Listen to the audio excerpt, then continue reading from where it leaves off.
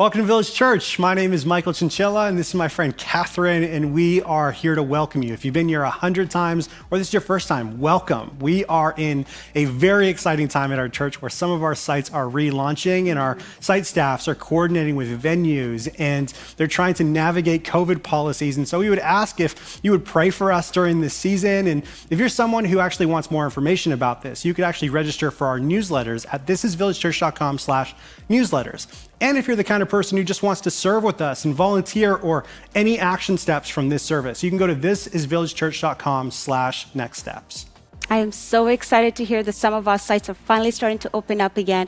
And I just want to let you know that our village kids and our village youth is still continuing to happen and will continue to happen as the sites continue to open up. So if you have any kids at anywhere from age kindergarten to age 18, I encourage you to check this online. It's gospel-filled content for your children, and you can go online and check that out. Let's continue to praise together.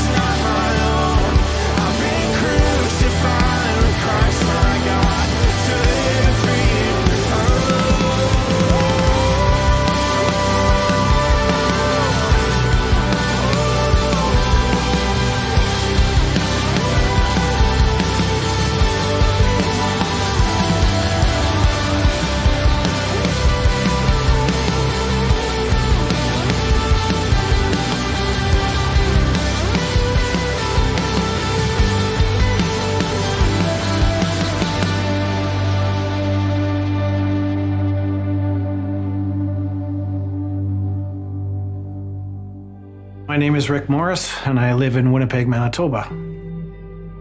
I had a lot of anxiety problems. I turned to alcohol. I turned to drugs. I got myself mixed up with the wrong crowd, committed adultery, did everything that I shouldn't have done. I knew I needed a huge change. I didn't know if I was ready for that yet. I was walking around angry all the time. I was never happy. It took me into a real dark place, and unfortunately, I didn't think that God could pull me out. At that time, I wasn't even considering God. After I really drastically slowed down on my alcohol intake and I cut out drugs for several years, I started finding it very hard and difficult to deal with my past and deal with my memories. And at the time, I didn't realize that it was the sin that I was trying to get rid of. And I tried forgiving myself for a few years. There was a lot of tears. There was a lot of confusion. There was a lot of anger still. I could not understand how to forgive myself until I started understanding more about Jesus and more about sin and more about forgiveness through the Bible, through church, through talking with Pastor Kevin. When I first met Kevin, I'm not going to lie, I was a little bit put off that we had a pastor on our football staff because I was volatile. I was outspoken, and I wasn't sure how that would work. The more that I spoke with Kevin, the more I realized that he is a really good person, very easy to talk to. I knew I could open up to him. The look on his face when I first walked up to him and I said, "Can I talk to you about God?" That's where our relationship really started to grow. I knew that the only way I was going to forgive myself was to open my heart to Jesus, and I could ask for forgiveness and he could forgive me so I could move forward. I would meet up with Kevin and we would go out and we would talk about the Bible and we would talk about things. It helped me want to know more. I never imagined myself wanting to know the Bible. The day I realized that I could turn to Jesus, the day I realized I asked for forgiveness and I could receive forgiveness, my entire life went from feeling like nothing to feeling like I was on top of the world. I feel completely different.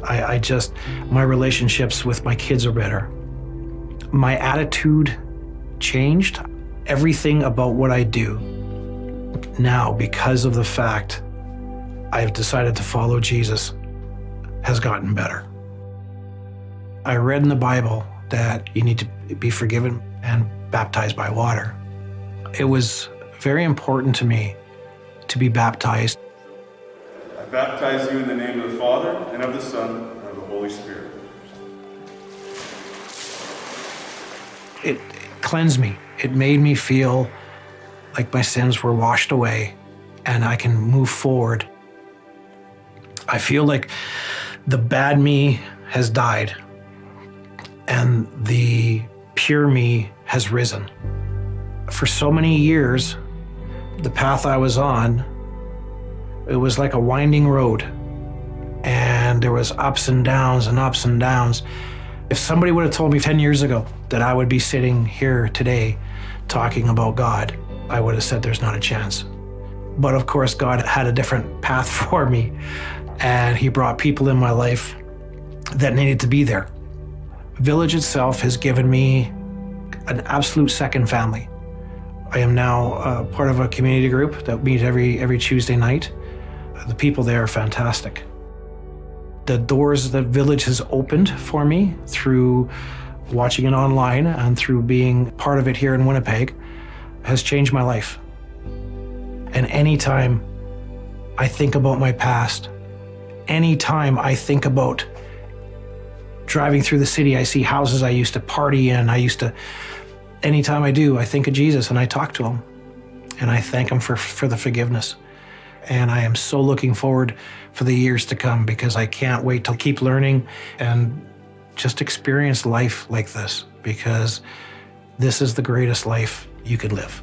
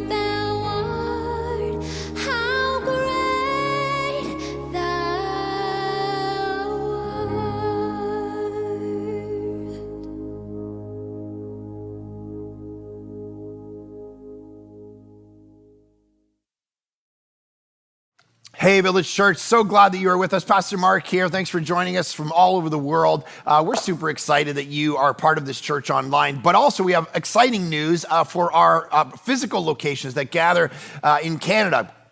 The Calgary site, you guys get to actually gather today. This is your first day of gathering, July 4th.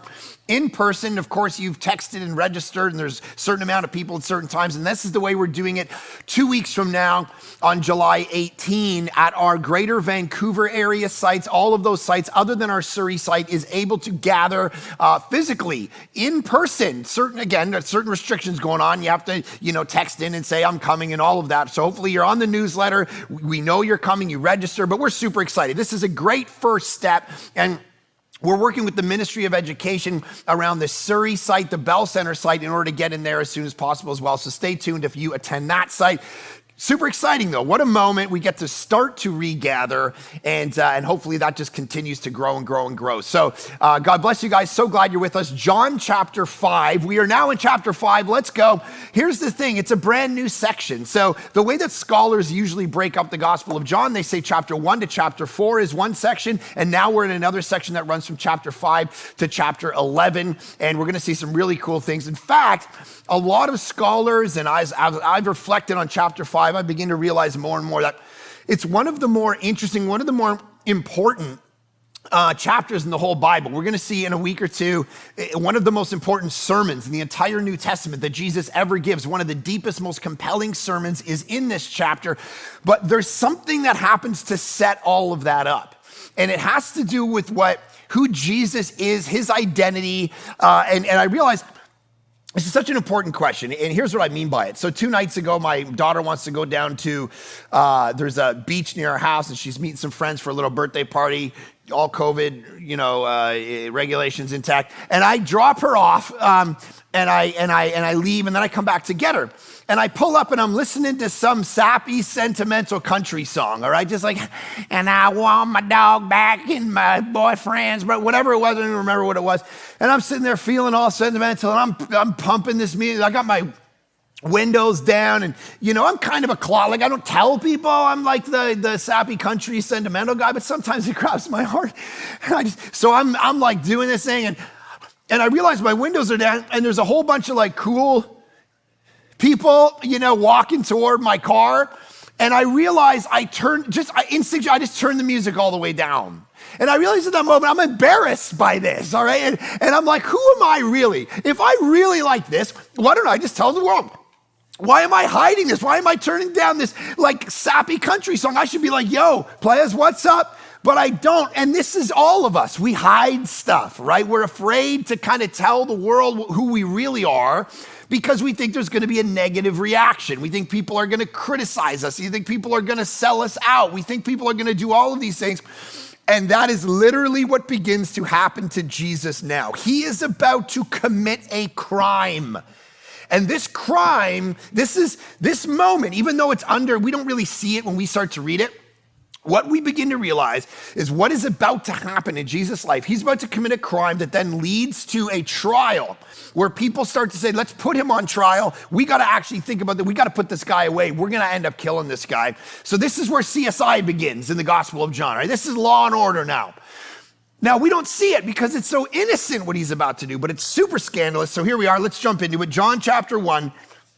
Here's what happens. After this, meaning what had gone on in chapter 4, there was a feast of the Jews. Now, one of the things we have to understand is now, starting in chapter 5, we're going to hit a whole bunch of feasts, a whole bunch of celebration points, a whole bunch of moments in the Jewish calendar. There's a whole bunch of feasts. And what we're going to see is John starts to lay them out. We get a feast in chapter 5, chapter 6, chapter 7 to 8, chapter 9, and chapter 10.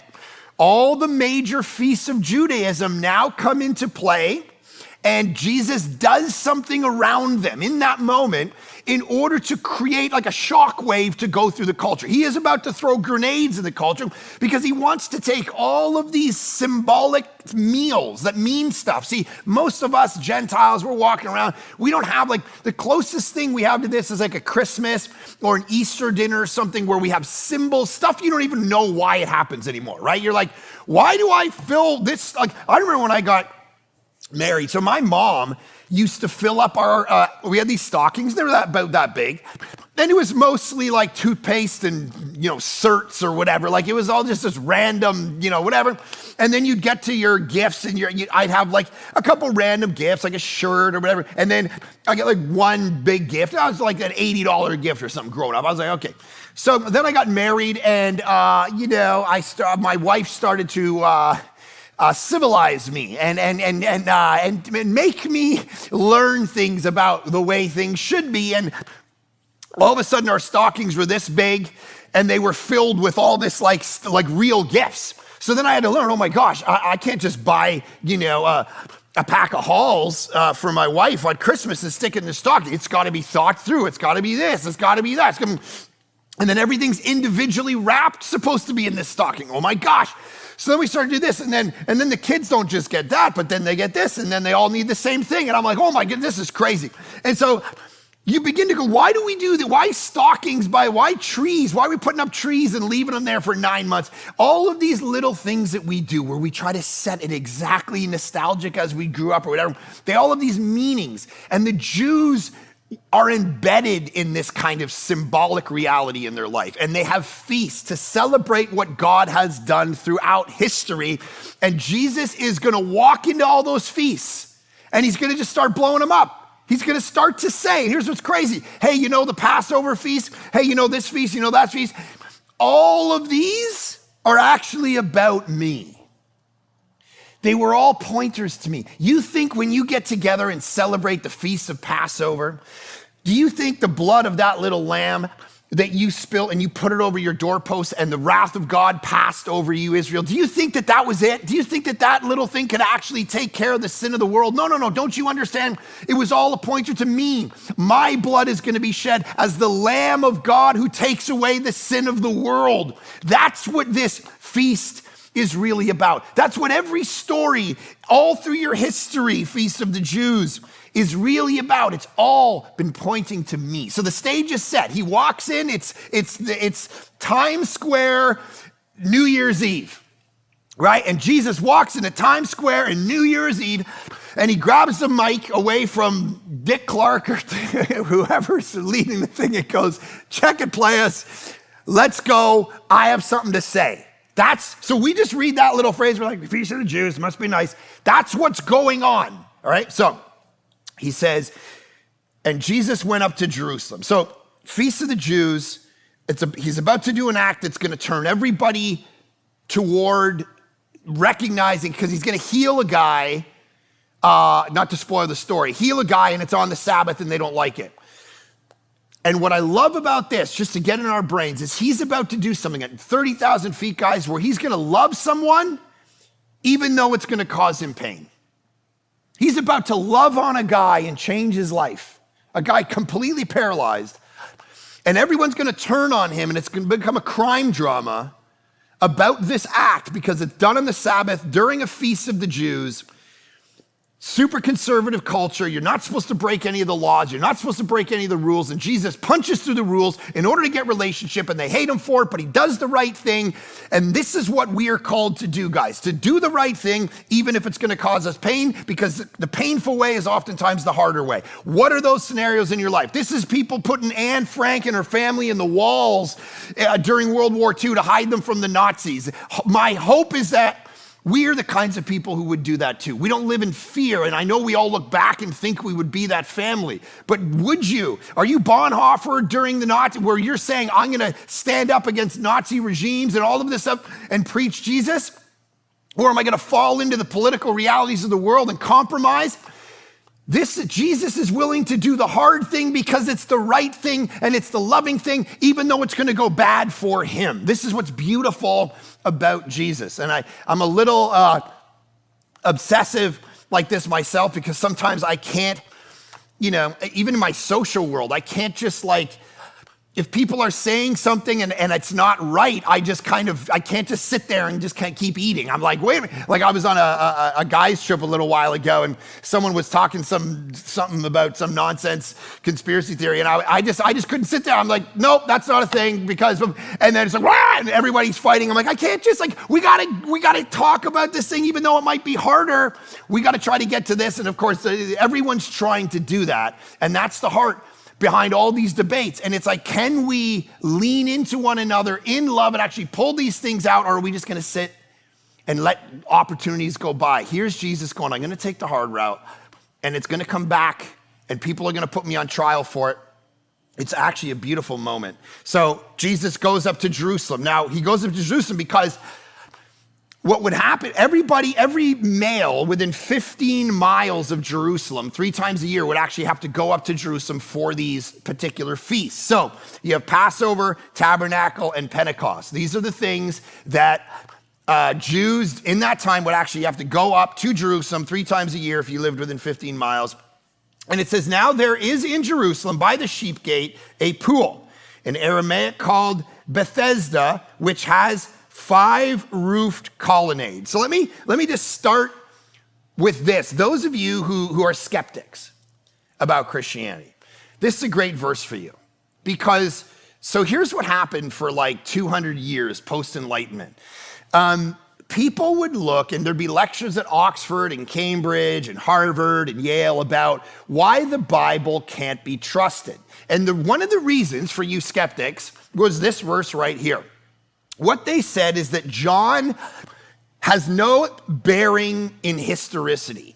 He's making things up so much that he's just making up geographic regions that don't exist. And they would cite this verse as one of the great reasons you should all drop kick your Bible and walk away from it and never trust it again, because this simply didn't exist.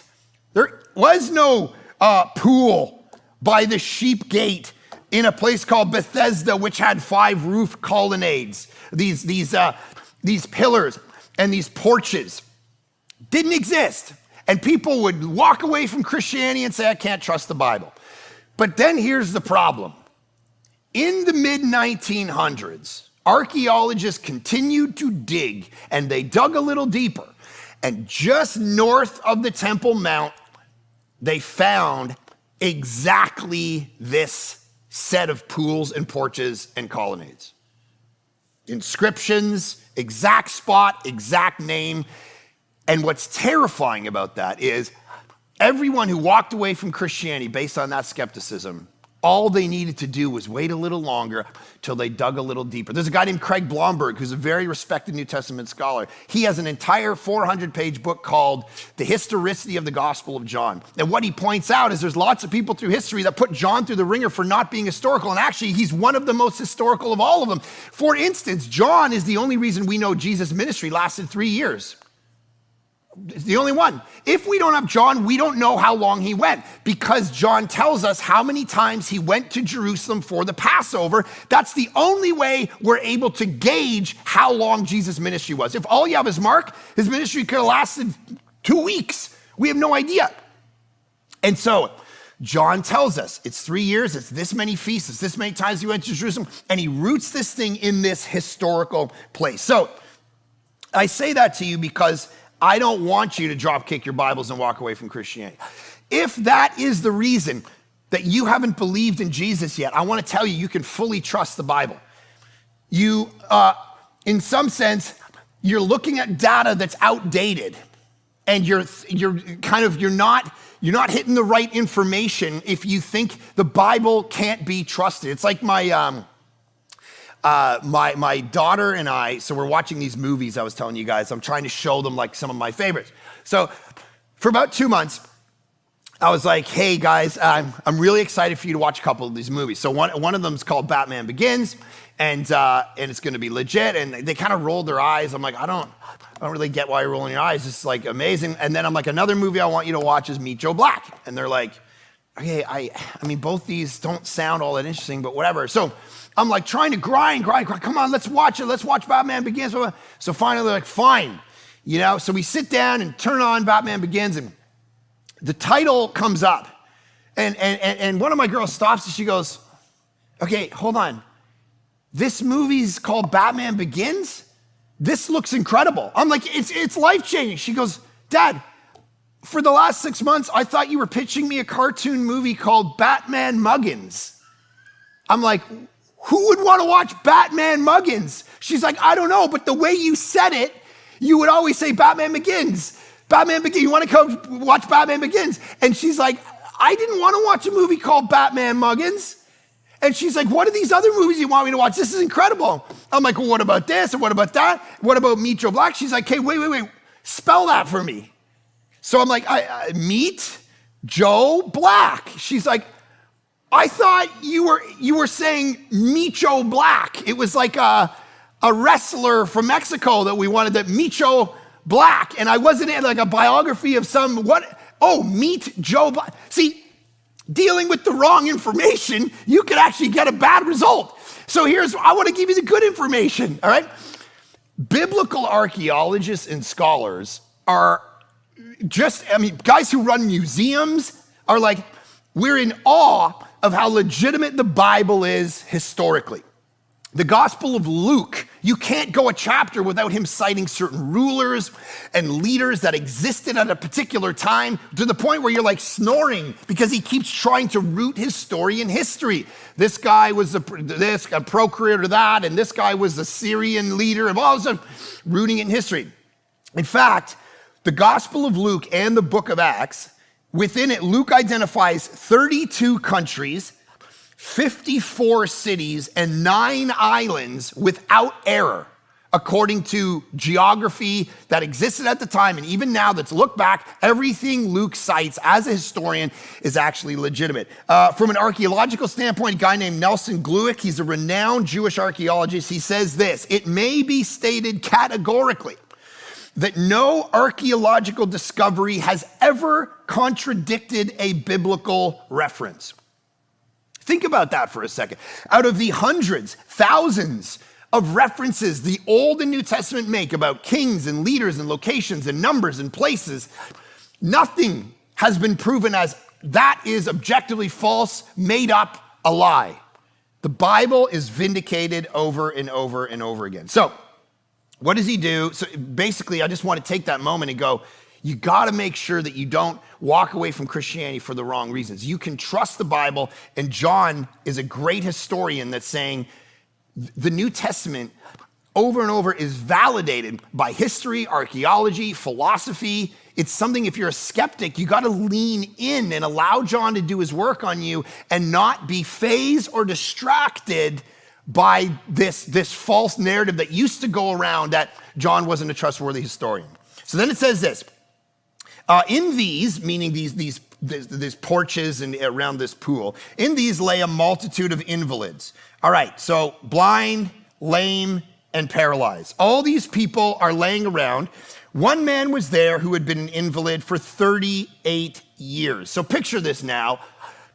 38 years, this invalid, a guy in the Greek, he's paralyzed, has been sitting there by this pool 38 years. That's older than me. I was born about 3 years. So if you retract backwards, I'm 40 now. 1983, from 2021, 1983. So Return of the Jedi comes out. All right? Now I'll just riff it off the top of my head here. Okay, Return of the Jedi comes out. That's how long this guy's been sitting there. From Return of the Jedi's release date till now, 1983 until now. Have you done anything since then? Like, moved? Have you got out of bed? Have you gone to a move? Have you gone and taken a shower? Have you done anything in your life? Think about this guy's absolute poverty of spirit and life and hatred toward God. And I mean, why did you do this to me? Why am I sitting here this long? So there's picture in a world without hospitals and medicine, the way you would, blind, lame, paralyzed, all sitting, just hundreds of them by this pool. One of the historical commentaries tells us that the reason they would sit by this pool is because there was an aqueduct running underneath it, and once in a while it would bubble up, and there was this mythology around an angel would come and stir it up, and if the first one who could get in, they'd be healed. So everyone's around there wanting to be healed. Jesus walks up to that very place. And let me just say this, I'm gonna talk about healing for a little bit, but let me just, before I do that, because most of you watching this are probably, fine in body, maybe. I see myself in this story, and it's very important that we don't always see ourselves as Jesus in these stories. I know that's what we tend to do, like, let me be Jesus and go heal the invalids. You're the invalid in this story, okay? You're the blind, the lame, the sick, the spiritually sick. You got sins about your life. You got worldliness. You are paralyzed emotionally, physically, relationally, whatever, spiritually, whatever it is. Like, see yourself in this story as the one who needs Jesus, not as the one who's going to be Jesus.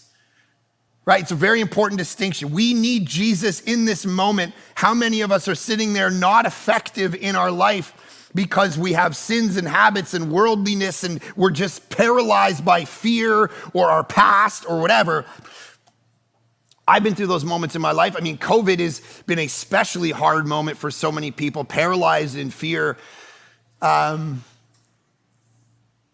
saying statistically, what we're going to see in the next year is more people quitting their jobs than we've ever seen, because people are having existential crises right now. Am I the mother I'm supposed to be? Am I the business leader I'm supposed to be? Am I the friend have I been the grand, have I been the, and we're in this like tumult, just this crazy, we don't know what to do. It's all cloudy and misinformation. And we're like, we don't know, we haven't seen someone physically for so long that we're going to start quitting jobs and making lifelong decisions, some of which will be bad. Some of them will be good. Some of them will be bad. We all have these moments. And the answer to those moments isn't just reading a book and getting a good podcast and trying to work your life out and figure out. The answer to that is Jesus. That's how your paralysis will end. That's how maybe it's spiritual blindness or that needs to actually be lifted from your life, where you haven't trusted Jesus yet. You don't understand the gospel yet. You're still working out of religion or another religion or atheism or agnosticism. And the blindness, as Paul says, when you're in that state, it's not that you just haven't done enough information. Paul says there's a blindness spiritually that's going on in your life that Jesus can heal and touch and save and transform and set us all free from. And so, now, many scholars have pointed out that this guy was in the worst scenario you could basically be, because here he is sitting in this pool and Jesus leans into him, right? We're going to see, look at this. When Jesus saw him lying there and knew that he'd already been there for a long time, he said to him, "Do you want to be healed?" Now, of course, he's going to heal him in a sec, but here's what I love. Jesus looks at the guy who's been lying there for a long time, and he moves toward him, not away from him. The followers of Jesus move toward the unloved ones, the ones without the friends, right? The ones who are marginalized, the ones who need to be encouraged. Think about that for your own life. At any age and stage you're watching this. This might be your high school student, and you got the kid who's always made fun of, and they don't have any friends. Do you lean in or away because they're not part of the cool crew? If you're an adult at the party, do you lean in or away from the people who is the uncool one? Maybe the one, it's hard to hang out with people who are struggling, isn't it? It's easier to go through the ones who have arrived, who are doing well, because they don't drag you down with their emotional baggage. And here's Jesus doing the opposite. He leaves the ones who might just be blind, and he moves toward the guy who has paralysis for 38 years. 38 years. This is a move of justice toward the marginalized. And what we get wrapped up in today is we're like, Jesus was a man of justice. I can't believe. Listen, Isaiah says in Isaiah chapter 1, Isaiah says, listen, if you don't take care of the poor and the widows and the marginalized and the broken and the unloved, God doesn't even hear your prayers. And we get all wrapped up in modern Christian. We're like, oh, well, maybe he should have got a job, make something of his life. What about critical race theory? And God in heaven's like face palming us, going, oh my gosh, take care of the unloved. This is compassion. This is the way of Jesus. Jesus was the one who leaned in, loved on. There's a guy, Dr. Dwight Peterson. He gives us a beautiful picture of what this scenario would have been. He talks about how the word invalid would have been a paraplegic back then. And so Dr. Dwight Peterson gave a lecture at the Society of Biblical Literature years ago, and he himself is a paraplegic. And here's what he said from the microphone in very stark detail. He talked about how the problem back then wasn't just social. If you were paraplegic, the problem he graphically describes as you would have no bowel or bladder control. You have no way to clean yourself up. You're a paraplegic. You can't move. So think about your scenario. You stink. You're disgusting. You have stuff all over you from going to the bathroom over yourself all the time. And Jesus starts talking to the guy nobody's talking to anymore. He starts loving on the guy nobody's loving on anymore. I love this. And can I say something, not to take like a shrewd angle to this? Do you know how to get ahead in life? Stop thinking about you and start thinking about the people around you, and like make conversations about them. Ask them, like look at Jesus. I mean, this is Dale Carnegie, How to Win Friends and Influence People. Principle number 1. Do you want to be healed? You know what everyone thinks about? Themselves. Jesus asks a question. You know, if you're in a relationship with someone and you've been hanging out for, 10 years and they never ask you about you, how you're doing, what's going on in your life, it means they're a narcissist. It means all they care about is themselves. And the problem with people like that is, over time, where do they go in life? They've done studies on this. At parties, people think the most interesting people are the people who aren't even talking about themselves. They're people asking the people at the party about themselves. Everyone loves to talk about their own story. Lean into other people. Ask them questions about them. Get into what they do for a living. Make sure that you're because that is how people feel encouraged. That's how people feel affirmed. And here's Jesus actually, rather than just being in it for themselves. My buddy tells me a story which is just a great illustration of the opposite of this. He has this staff of about 10 people, and they run this company. And he had bought a new car, a beautiful new car, and a pretty expensive car. And he's like, hey, everybody, just so you know, we're all clear. I got this new car, and I know all of you want it. It's a really nice car, and fair enough. And he has this business owner that he owns this business with. And the two of them, let's call this guy David. David runs this company with him. So my buddy gets this new Range Rover, and he's like, hey, everybody, love my new Range Rover. And if we all together, you guys have worked really hard this year. And if we all work super hard this year, like stay late, make sure we're doing everything we can, David will also be able to get a Range Rover. Like, this is the most unmotivating speech in the history of a company, all right? It's like, if you bust your rump, we can benefit, all right? Not what Jesus is doing. Do you want to be healed? Can I serve you in some way, even though I'm the God of the universe? Flip that in your mind. We're talking about the identity of Jesus at the beginning, who he's revealing God to be. John 1 told us that in Jesus we see God. He unveils, the veil gets pulled back and he goes, I'm God. All through history, you You serve God. You can't even look. And here's God comes down into flesh and then starts asking, how can I serve you? And I love this question. Do you want to be healed? Obviously the answer is yes, but here's what Jesus is saying. I want you to do your part. Meaning, are you just happy after 38 years eking out an existence, sitting around doing nothing? Or if I heal you, are you going to pick up your mat and let's go? Let's do something with your life. Because we all have that. The sovereignty of God at some point hits the responsibility of humankind. And there comes a moment where Jesus goes, do you want to do this? Because if I give you this opportunity, are you going to do something with it? Right? We have choices to make. And God's not going to overthrow those choices and save you from yourself, which is why you need wisdom. Well, whole books in the Bible are wisdom literature. Why? Why? If God is just going to make everything happen, then I don't need to be wise. But God goes, I need you to understand how to make choices for yourself at whatever age and stage you're at. In my devotions right now, I'm going through 1 and 2 Samuel.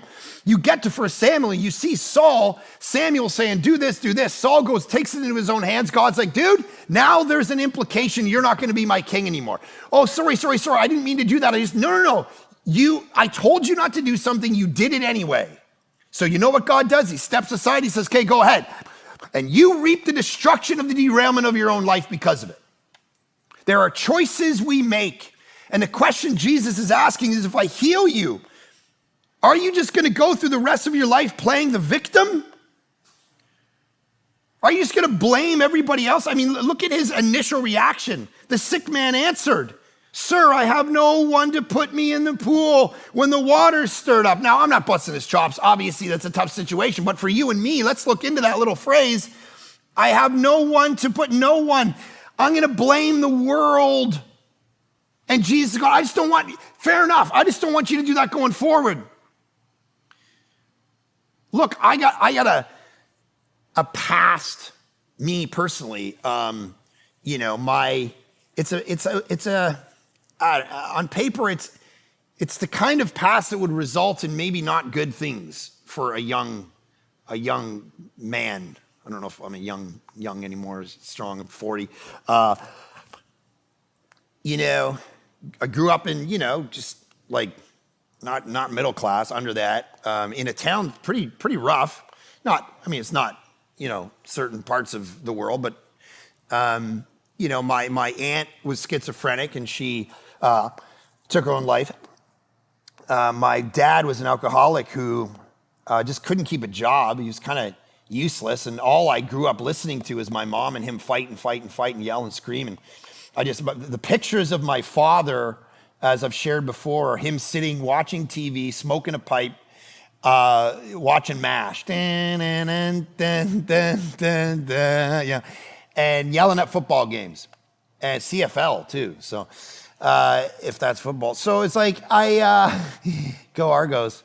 So it's like, I remember, and then they divorced when I was like 7, 8 years old and got Tourette's syndrome and obsessive compulsive disorder out of that trauma, as I've shared many times. But when you're a young kid and you randomly say swear words at people, you're in school, you're making noise, doing things, that's weird. Like one of my habits growing up was giving the middle finger. Like they might have to fuzz this out. I'm not really sure what the church censorship is on this. Like if you got a PG-13 this, but literally one of my things was like doing this. So when you're like, when people turn around and they're like, you're sitting at a bus stop and you're like this, some guys all be like, this might not go good for you. That's all I'm saying. Like, how do you grow up and that ends up being okay? How do you end up normal when you're set up in this scenario where really I could be sitting here right now saying, my circumstances, my parents, my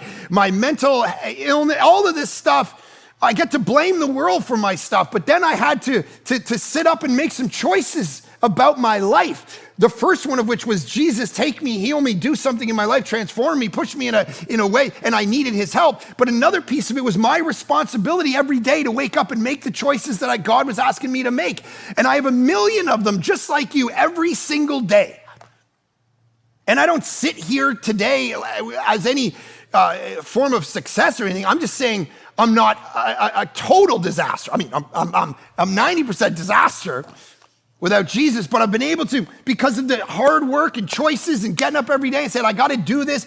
And this is the challenge for all of us, not to blame our circumstances or our past and the situation, because we're all going to have issues and problems and difficulties in our life. We're going to have stuff where we're just, it's not good. My marriage is bad. My job situation is bad. I got that diagnosis. It's bad. And the question is, if Jesus comes along and reaches out to you and says, let's go and do something, will you meet him halfway?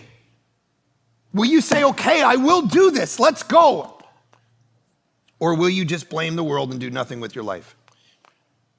See, we have to see those down moments as an opportunity for God to show up and for you to change the direction of your very life.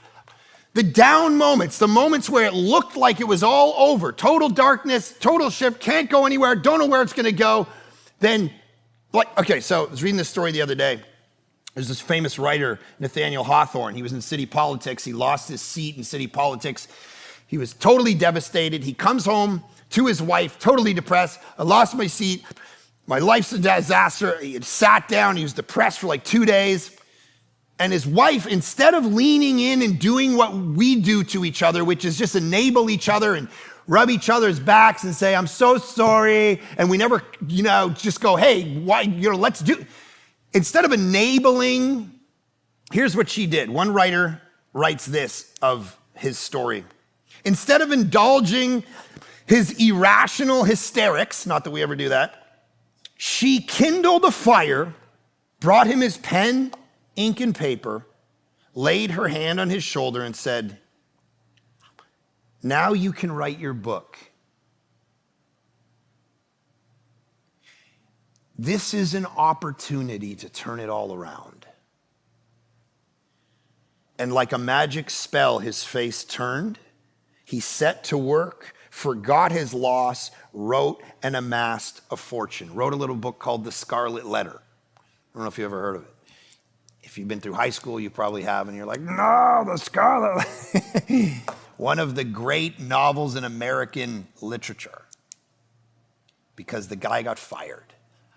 And he was in a tough spot. God is doing something not just in the great times. God shows up when you're sitting there paralyzed and blind and lame and not knowing where to go. This is Paul in Philippians 1. He's in jail. I want you to know, brothers, that what has happened to me has really served to advance the gospel. Verse 12. What? How? No. Getting arrested and beaten and going starving and thrown into jail is not an opportunity for the gospel, Paul. That's an opportunity for Satan to show how he's in control of all things. That's just bad. That's nothing but bad. Nothing good can come of being in jail and beaten and hungry. God only shows up. This is how we think. I'll show the world that God is good by how good my life is. That surely will advance the gospel. How comfortable I am, how successful I am. Look at my photos. Everyone's gonna go, oh my goodness, look at their perfect life. Give me Jesus. My suffering is an opportunity to advance the gospel. That's what Paul says in Philippians chapter 1. My suffering, the bad times, maybe for some of you, this moment. I was reading Tim Keller, who's a pastor in New York City, great writer, great thinker, was a pastor for 30 years in New York. Now he's diagnosed with cancer that they say is terminal in some way, maybe 2 or 3 years to live. And he said in a podcast I listened to, in an article I read recently, he said, and this is crazy, I wouldn't trade this. I wouldn't want to go back to my lack of intimacy with Christ that I had before I had this diagnosis. Wouldn't trade it for the world. Come on. How is that even possible?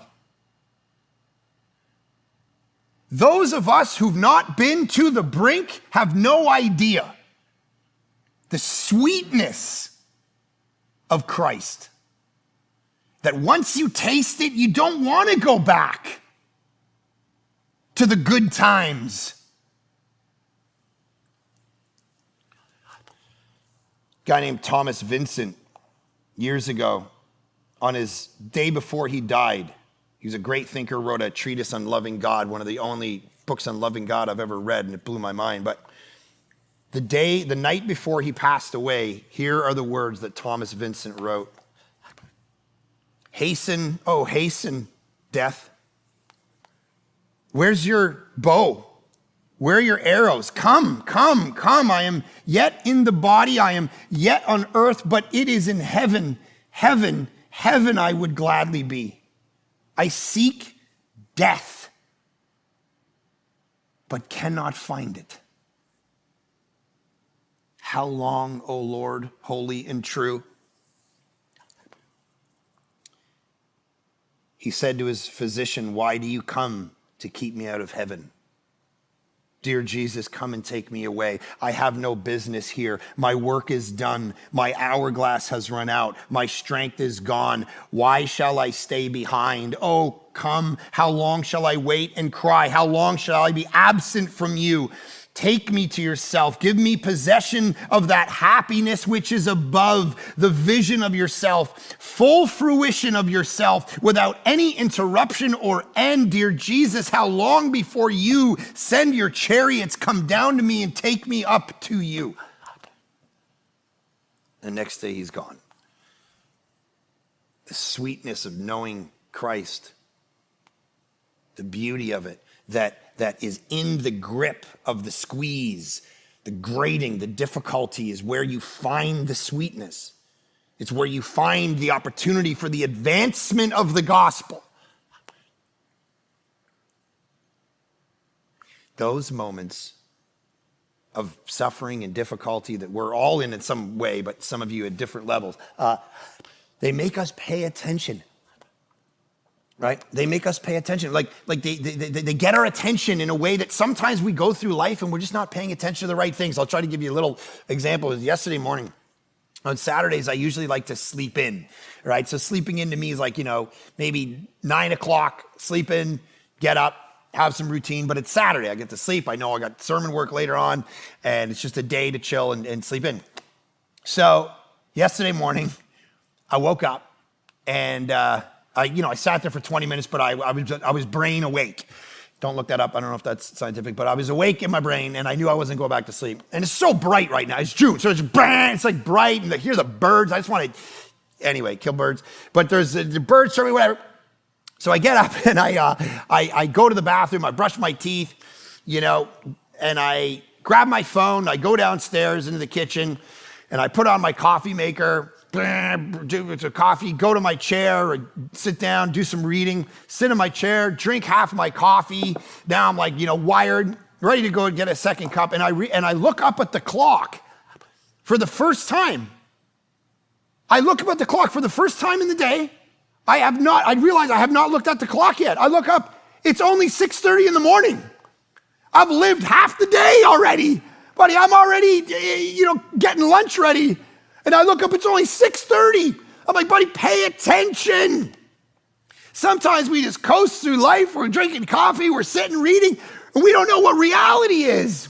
And sometimes it's in those moments that Jesus uses to get our attention to the good stuff, to the stuff we weren't paying attention to, and to the stuff that will ultimately advance the gospel. So what happens to this guy? Let's get to it and end this way.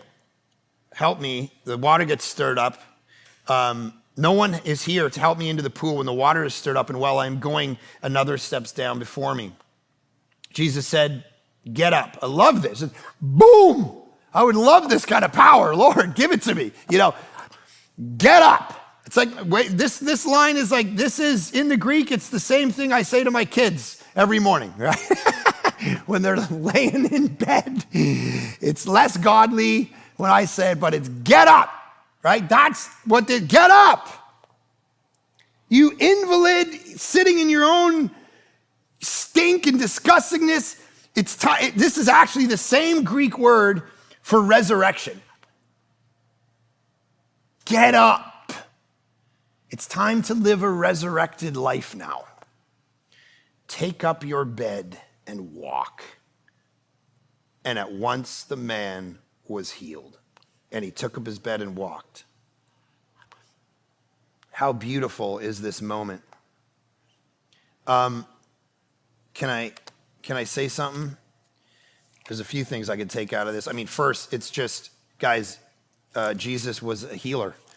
Even to the people writing during that time in the first century who didn't believe in Jesus, Tacitus, Suetonius, Pliny the Younger, Josephus, they were writing history about Jesus at about that time, and they talked about Jesus, and one of the categories they had, other than parabolist, was healer. They didn't even deny the fact that Jesus healed people. Even from a historical, skeptical, super liberal view of Jesus, he healed people.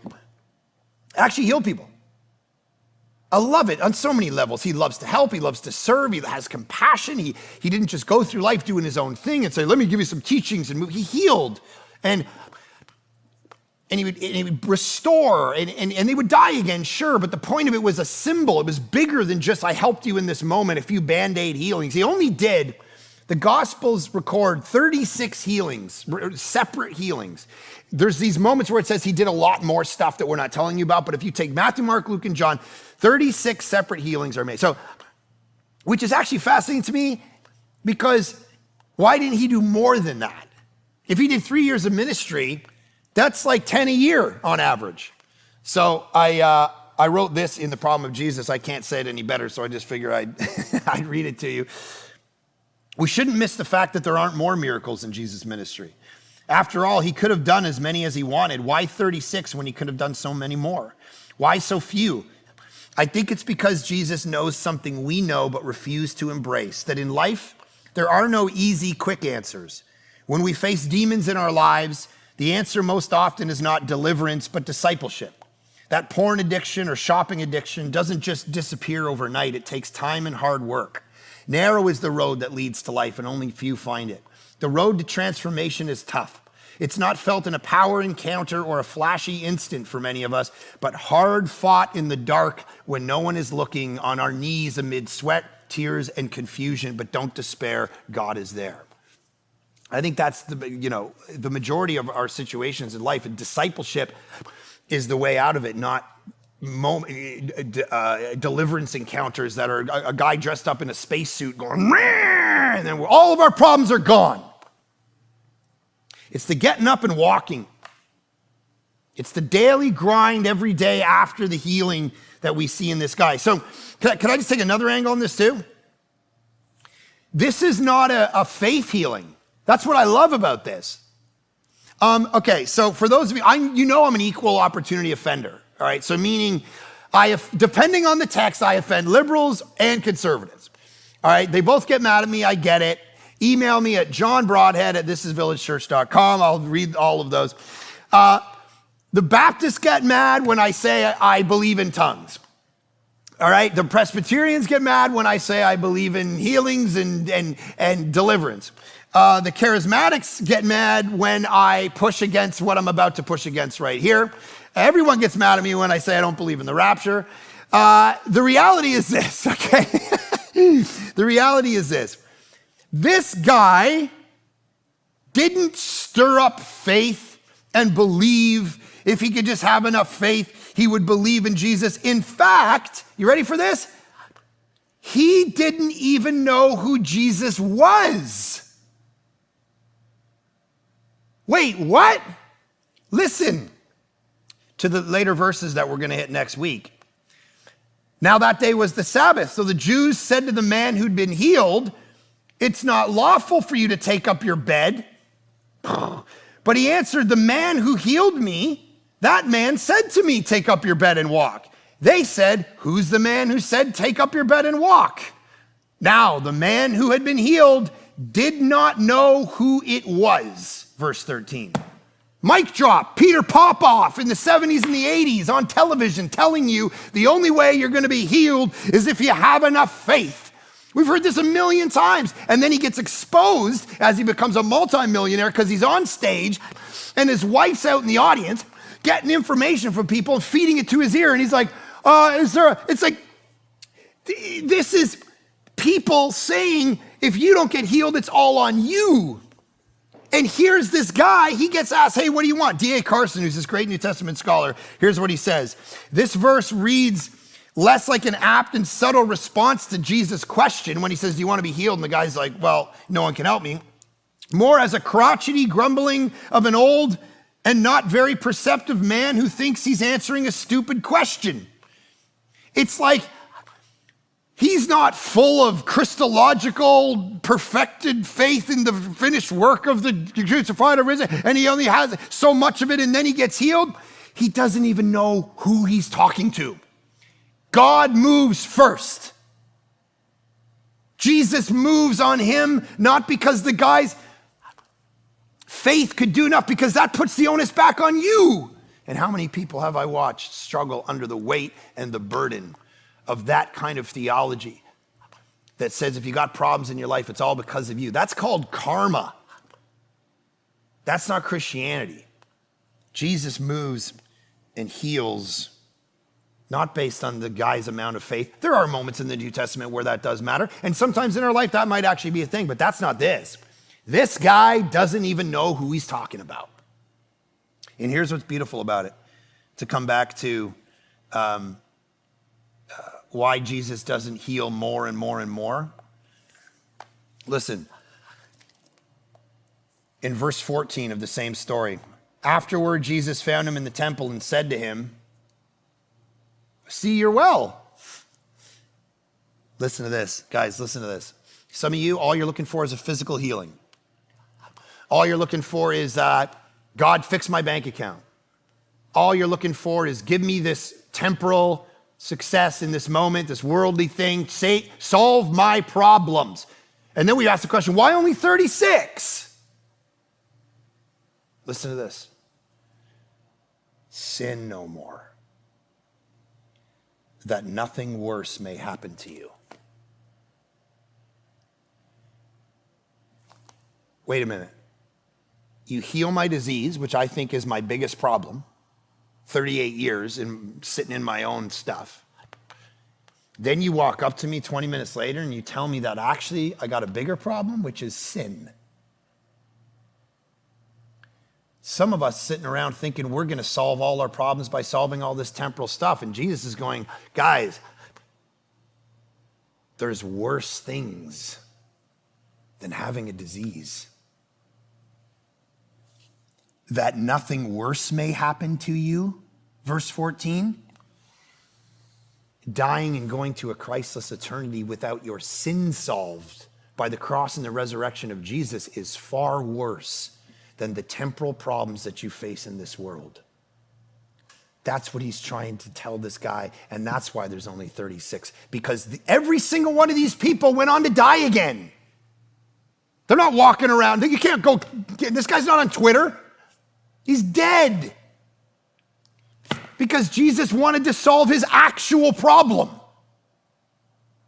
his deeper problem, the thing we all need solved, our sin, our emotional, spiritual well-being solved by the person and the work of Jesus. And we get that wrong when we only focus on the temporal things that are right in front of us that are going to make the next 3 months good. And Jesus is working on a far bigger picture. So Lord, give us the perspective that in those moments you are alive and well and transforming and healing and calling us, inviting every single one of us into a story where we get to talk of the glory of God in the midst of pain, in the midst of difficulty, not in spite of it.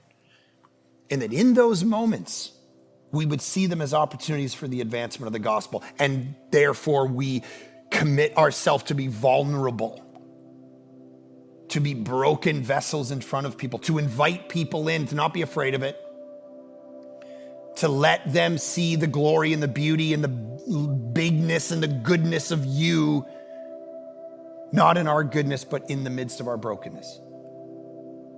Literally what this story does. Let our lives reflect it.